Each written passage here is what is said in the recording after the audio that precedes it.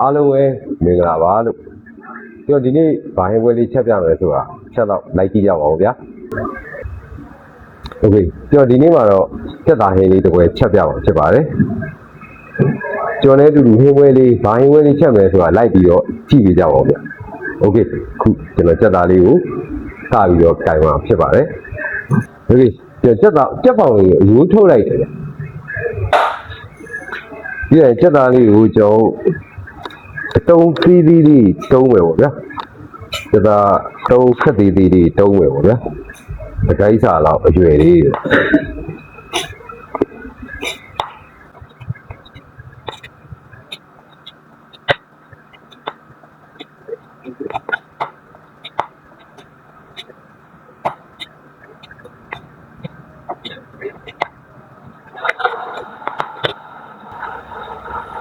ဒီရတယ်တော့ပကံများလေးထဲမှာထည့်လိုက်အောင်နော်စစ်သားတော့လို့ရတာပါတစ်ခါလဲကျွဲမှာဖြစ်ပါကြ။အားပါလဲဆိုတာတိုက်ပြီးတော့ကြည့်ကြပါဦးဗျာ။အခုဆိုတော့ကျွန်တော်ဂျင်းမြင့်လေးထည့်တယ်ဗျ။ကျက်သွန်ဖြူကတော့စင်မီနာခက်နှုတ်နှုတ်လေးထည့်တယ်ဗျ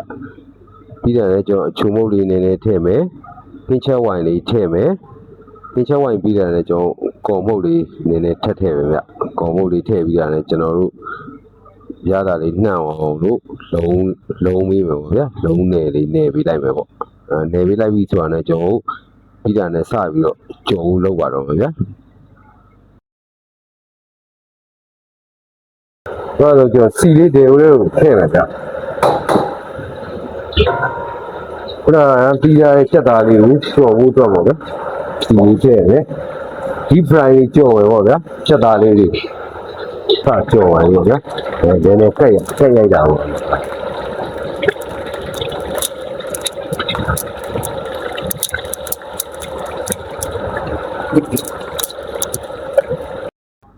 ဟုတ်ပြီကြက်သားလေးကိုကျွန်တော်တို့ကြော်ပေးနေနဲ့ပညာလေးမှု့ပေးမယ်ဗျကြက်သားလေးကအပေါ်ကျော်လေးတင်းပြီးတော့အယောင်လေးနည်းနည်းလေးရဲသားပြုတ်လာပြီဆိုတော့စင်းတင်းရဲရဲလေးတဲ့ထွက်လာတဲ့ပုံစံလေးပေါ့ဒီလိုလေးပေါ့ကျွန်တော်စဆယ်ဖို့လုပ်ပါပြီပေါ့ဗျာအခုတော့ပြန်ဆယ်ထားတော့ဗျဟုတ်ပြီဗျအခုလိုကြက်သားလေးဆယ်ပြီးနောက်တစ်ဆင်းအနေနဲ့ကတော့ကျွန်တော်တဲဦးလေးကိုစီလေးပါထည့်မယ်ကျွန်တော်ခွားကြောက်စီတွေထည့်မှာပါဗျာခွားကြောက်စီတွေထည့်ပြီးဆိုတာနဲ့ငုတ်တီကြောက်လေးတွေကိုငုတ်တီကြောက်အတောင်လေးတွေကိုကိုက်ပြီးသားလေးတွေကျွန်တော်ဆက်ထည့်မယ်ဗျအနက်လေးတွေလုံးဝထွက်လာအောင်နည်းနည်းလေးမှု့ပေးမယ်ဗျအနက်လေးထွက်လာပြီဆိုတာနဲ့ကျွန်တော်ဂျင်းကျက်သွန်ဖြူလေးထောင်းထားတာလေးနည်းနည်းထည့်မယ်ပေါ့ဗျာ5 gram စီတော့ပြီးတော့လည်းကျွန်တော်တို့ကြော်ပြီးသားကြက်သားလေးကိုတစ်ခါလဲလုံးပေးလိုက်မယ်ဗျကြက်သားလေးကိုကြော်ပြီးသားကြက်သားလေးကိုကျွန်တော်ထည့်မယ်ပေါ့ဗျာထည့်ပြီးတော့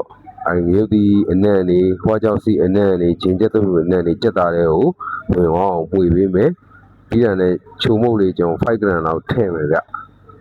ပြီးတော့လိုက်ဆွိုင်ဆော့ဗျာလိုက်ဆွိုင်ဆော့လေးလည်းကျွန်တော်5 gram လောက်ထည့်မယ်ပြီးမှု့ပေးမယ်ဗျ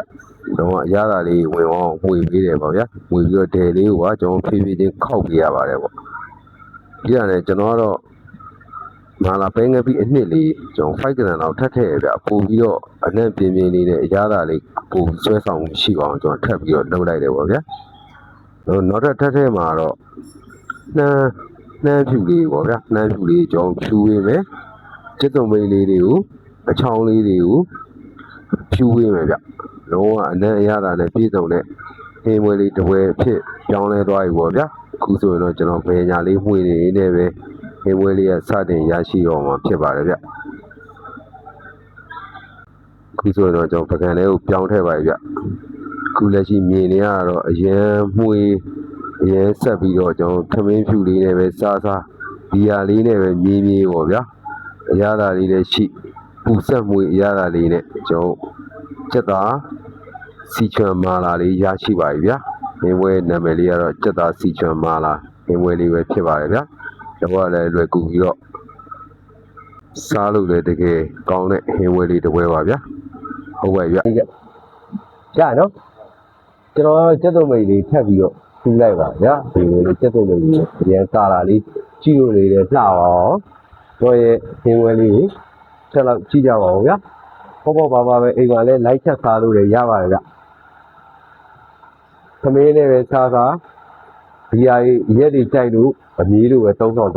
အဆင်ပြေတဲ့ဟင်းဝဲလေးတစ်ပွဲပါလားဟုတ်ကဲ့ပါဗျကျွန်တော်ရဲ့ channel လေးကိုလည်း like and follow တွေလုပ်ပေးကြပါဦးလို့တောင်းဆိုပါတယ်ခင်ဗျာနောက်ဗီဒီယိုမှာပြန်လည်ဆုံတွေ့ကြတာပေါ့ဗျာ